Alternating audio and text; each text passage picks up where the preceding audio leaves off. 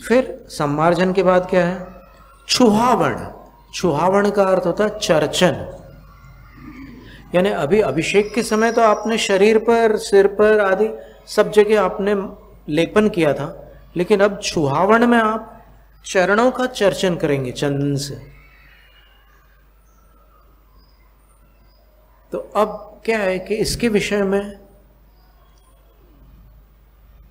कुछ चिंतकों ने अपनी असहमति, अपनी अस्वीकृति अभिव्यक्त करते हुए इसको अस्वीकार किया और उन्होंने एक ऐसी उपमा दी कि भगवान के चरणों में चंदन लगाने से भगवान रागी लगने लग जाते हैं, भगवान श्रृंगारित लगने लग जाते हैं। तो अब बात ऐसी है कि जिसको लगते हैं ये उसकी दृष्टि का विषय है।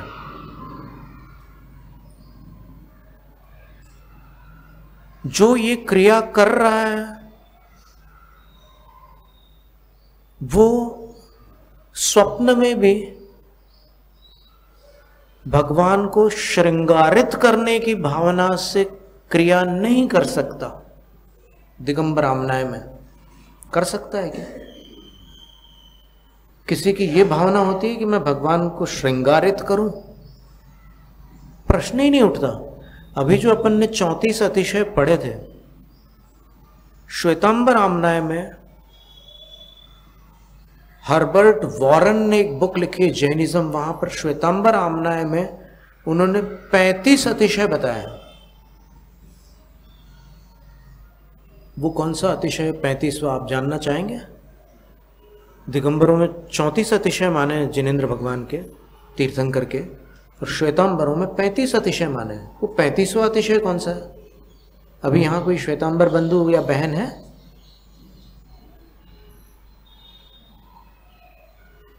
अगर हो तो भी उनको थोड़ा सा अध्ययन की आवश्यकता होगी इस प्रश्न का उत्तर देने के लिए।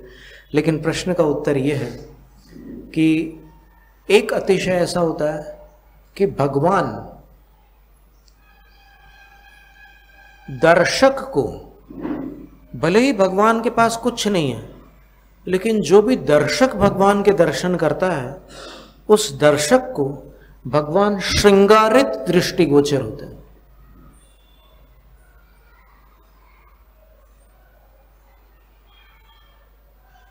इसलिए श्वेतांबर आमनाय की पूजा पद्धति में ये सब चीजें होती हैं। लेकिन ये जो चरणों पर चंदन लगाया दिगंबर आमनाय वालों ने, यहां पर जय धवला में तो लिखा हुआ है छुहावण, और अन्य भी पद्मनंदी पंचविंशति और कई कई ग्रंथों में, अभी हमने उन ग्रंथों का संग्रह किया था, उनके नाम मात्र हमने संग्रहित किए थे कि जलातिरिक्त अभिषेकों का वर्णन किन ग्रंथों में है, कितने पाठों में उपलब्ध होता है। तो हमने जो संग्रह किया उसमें लगभग 60 से भी अधिक संदर्भ हमें मिले। तो फिर ये बात कैसे स्वीकृत हो सकती है कि ये सारी क्रियाएं अजैनों से जैनों में आई है?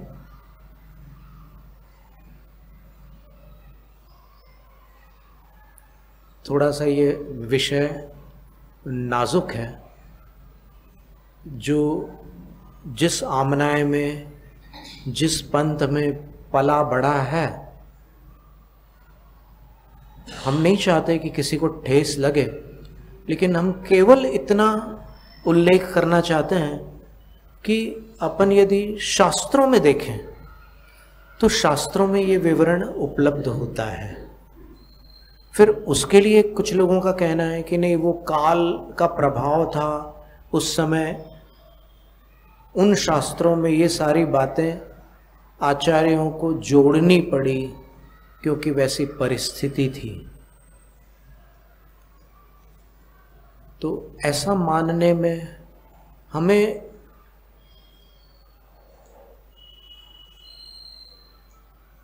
इसलिए झिझक होती है, संकोच होता है, क्योंकि हमारा हृदय अपने पूर्वाचार्यों को परिस्थितियों के अधीन होकर जिन वाणी को परिवर्तन करने वाला स्वीकार नहीं कर पाता। यानी हमारी आस्था में पूर्वाचार्य ऐसे नहीं हो सकते कि परिस्थिति के अनुसार जिनवाणी में तोड़ मरोड़ कर डाले।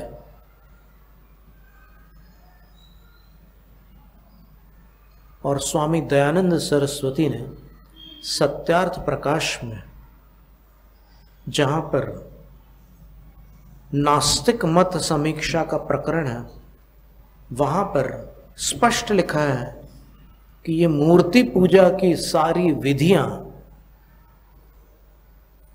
वैदिक परंपरा में नहीं है, और जो सनातन धर्मावलंबी मूर्ति पूजा को मान्य करते हैं वो सारी विधियां जैनों से आई हैं।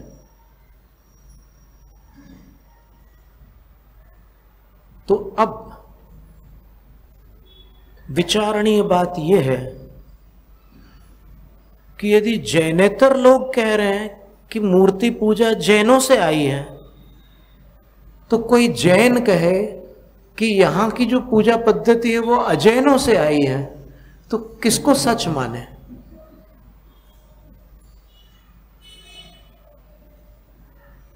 ये विचार आएगा कि नहीं मन में? उनके ग्रंथ में लिखा है सत्यार्थ प्रकाश में कि मूर्ति पूजा अजैनों में जैनों से गई, और आज के पिछली शताब्दी के कुछ चिंतक विद्वान कहते हैं कि वो सारी विधियां अजैनों से जैनों में आई।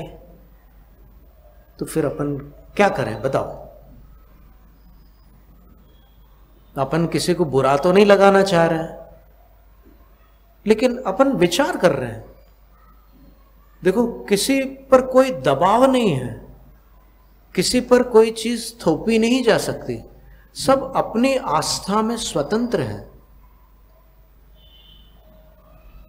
ऐसी स्थिति में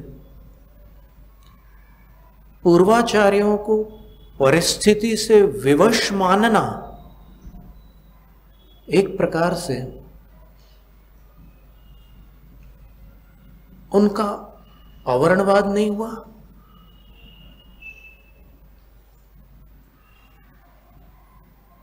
अवर्णवाद शब्द का अर्थ थोड़ा कठिन पड़ रहा होगा। अवर्णवाद का अर्थ होता है असत्य दोषारोपण, यानी जो दोष, विवशता क्या है? कोई गुण है क्या? तो फिर उनमें उस विवशता को स्वीकार करना जो संभव ही नहीं है। आप विचार करो, जिन आचार्यों ने राज दरबार में जाकर शास्त्रार्थ किया हो, जिन आचार्यों ने चुनौती देकर इतर संप्रदाय के विद्वानों को पराजित किया हो, वो विवश होकर अपने ग्रंथों में अजैन विधियों का समावेश कर सकते हैं? कैसे संभव है? तो यहां पर केवल इतना लिख रहा है, चूहावर्ण, और पंडित फूलचंद सिद्धांत शास्त्री उसके अनुवाद में लिखना है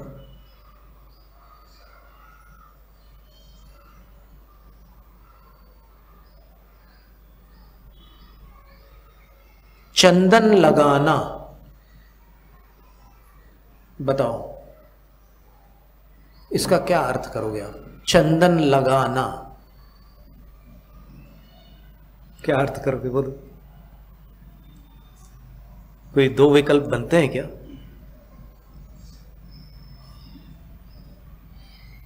फिर इसके बाद क्या लिखा है?